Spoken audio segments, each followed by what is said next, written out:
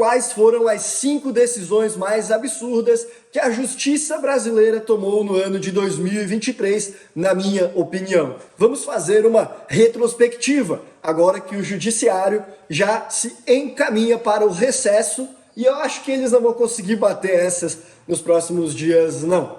A primeira decisão foi do Supremo Tribunal Federal, que decidiu que pode relativizar a coisa julgada em matéria tributária sem a modulação dos efeitos. Isso foi lá em fevereiro desse ano. Em outras palavras, isso significa que se um pagador de impostos, ele estava acreditando que aquela cobrança de imposto era indevida, entrou na justiça para tentar corrigir aquilo, ganhou em todas as instâncias e não precisa mais pagar determinado imposto, ele tem esse direito adquirido, mas o STF, depois de um tempo, mudou de opinião, não interessa, ele não tem mais direito adquirido não, agora vai haver a tributação e o Estado, as autoridades fiscais podem cobrar aquele imposto dele, independentemente de ação rescisória.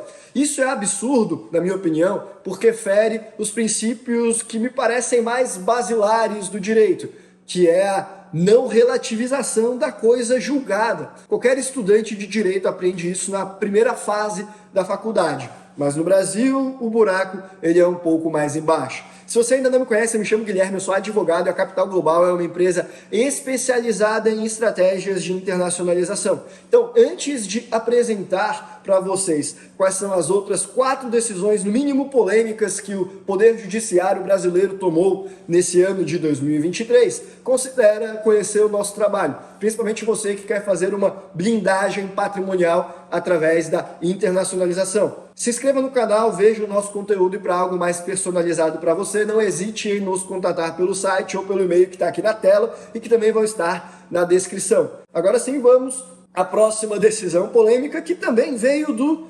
STF. Nada contra a Suprema Corte, isso é uma opinião minha, técnica, de que algumas decisões, elas são no mínimo questionáveis na minha perspectiva. E a segunda decisão polêmica da Justiça Brasileira veio do STF, que confirmou a possibilidade de desapropriação de terras produtivas. Isso daí foi unânime pela Corte, mas o ministro relator desse acórdão foi o Edson Fachin, que em outros tempos, inclusive, já foi advogado do MST, Movimento do Sem Terra.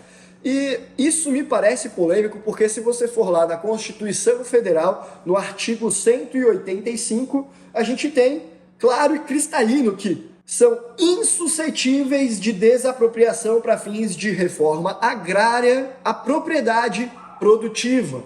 Só que, segundo o voto do ministro, segundo o STF, o fato da propriedade estar produtiva não necessariamente significa que ela está cumprindo com a função social da propriedade rural. Eu sei lá o que mais seria a função social dessa propriedade se não produzir alimento. Mas, segundo os ilustríssimos ministros, essas propriedades elas ainda podem ser suscetíveis à reforma agrária. Isso me parece ser uma jogada para que eles consigam pegar aquelas propriedades em que eventualmente eles alegam condições análogas à escravidão, porque a espessura do colchão do funcionário que morava lá do capataz não cumpria com os requisitos, e aí eles podem fazer a desapropriação dessa terra para dar para o MST ou alguma outra entidade análoga. É o Brasil de 2023 mostrando para que ele veio. Aí a próxima decisão polêmica do STF, do TST, Tribunal Superior do Trabalho, que, embora isso ainda seja matéria de divergência, algumas turmas lá têm tido o entendimento de que há vínculo de emprego entre o motorista e a empresa Uber ou essas outras de transporte por meio de aplicativo. Basicamente, isso também fere princípios muito básicos do que é uma relação empregatícia regida pela CLT, que deixa claro a necessidade de subordinação para que haja uma relação empregatícia, um vínculo, para que ele seja seu empregado, para que você precise assinar a carteira. E o motorista do Uber, ele não é subordinado à empresa, porque ele que faz a hora dele, ele que decide se ele quer trabalhar ou não, ele que decide basicamente tudo. O Uber é só um aplicativo que fornece a ele a possibilidade de prospectar clientes interessados na corrida e ganha uma percentagem por conta disso. Aliás, o STF, que está em tese, dependendo do caso, acima do TST para julgar a constitucionalidade de determinadas matérias, já falou, entendimento batido ali, que não há vínculo empregatício, mas o TST insiste ainda em ficar, em muitos casos, dizendo que há esse vínculo. Eu sei lá porque é uma briga de poder lá em Brasília. A próxima decisão polêmica, em terceiro lugar na nossa lista, não que a ordem faça diferença, porque para mim a primeira que eu falei é a mais polêmica, mas todas são polêmicas iguais. Na verdade a quarta, né, já estamos na quarta, duas do STF, uma do TST. A quarta vem do Tribunal Regional Federal da primeira região, na qual o juiz federal ele acabou usando uma jurisprudência gerada por inteligência artificial, como se ela realmente existisse, para colocar nos autos. Então, segundo a jurisprudência tal, mas quem foi que fez essa jurisprudência? O ChatGPT. A decisão em si nem foi polêmica, aliás, pouco interessa qual era a matéria que estava sendo julgada, mas sim ele ter utilizado algo que não existe para fundamentar o argumento dele. Inclusive, ele está sendo investigado pelo CNJ por conta disso. Mas assim, vai ser punido? Provavelmente não. Se for, também vai ser o quê? A aposentadoria compulsória, se aposentando com um salário excelente. Mas basicamente o que ele fez, ele inventou umas jurisprudências do STJ, mas que na verdade eram do ChatGPT. E aí, em quinto lugar, outra decisão bastante polêmica foi do STJ, aqui pelo menos não teve repercussão geral, foi num caso pontual. Eles falaram que o proprietário do imóvel, ele não pode alugar o Airbnb dele se não houver autorização expressa pela convenção do condomínio, prevendo isso.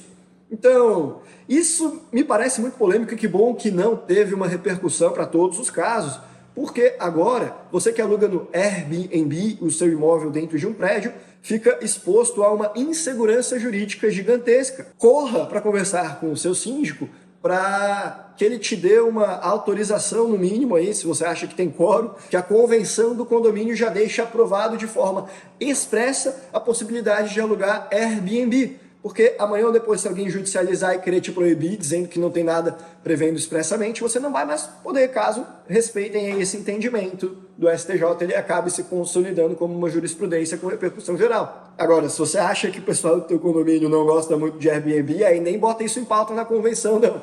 É melhor deixar do jeito que tá. Mas veja, olha a insegurança jurídica, porque o imóvel é seu, é a sua propriedade privada. Então, deveria-se partir do pressuposto de que você pode fazer o que quiser com esse imóvel, alugar para temporada ou não, alugar para Airbnb ou não, morar nele, deixar parado. O imóvel é teu, faz aquilo que você decidir. Aí se tem alguma norma proibitiva no condomínio, tudo bem, mas haver a necessidade prévia de uma norma positiva, dizendo que, dando carta verde para que você siga com o aluguel Airbnb, sob o risco de não poder, isso aí gera uma insegurança jurídica gigantesca. E é esse o principal problema dessa decisão, na minha opinião. É tornar algo que precisa estar positivado na convenção do condomínio.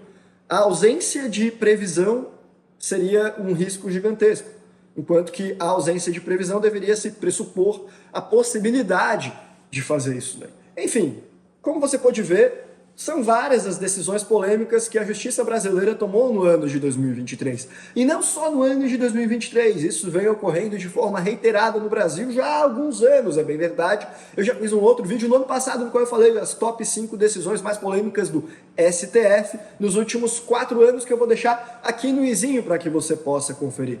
Agora, o ponto importante de tudo isso não é ficar indignado com essas decisões, porque algumas coisas você pode controlar, outras não. E definitivamente isso é algo que você não pode controlar. Uma canetada em Brasília às vezes é o suficiente para acabar com o seu negócio. Por outro lado, o que você pode controlar é o local no qual está o seu patrimônio, é quão exposto você está ao risco Brasil. O Brasil é um país com alto grau de insegurança jurídica, um país especulativo, um país no qual não se sabe o dia de amanhã, no qual uma canetada em Brasília ou uma canetada de um juiz pode mudar completamente a forma como você está empreendendo e talvez até te jogar na ilegalidade. E o que você fez hoje para evitar o Risco Brasil? Se você quer aprender mais sobre isso, não hesite em se inscrever no canal e ver os diversos vídeos que nós temos aqui no canal ensinando isso através da internacionalização da segunda nacionalidade, da residência fiscal e de empresas offshore.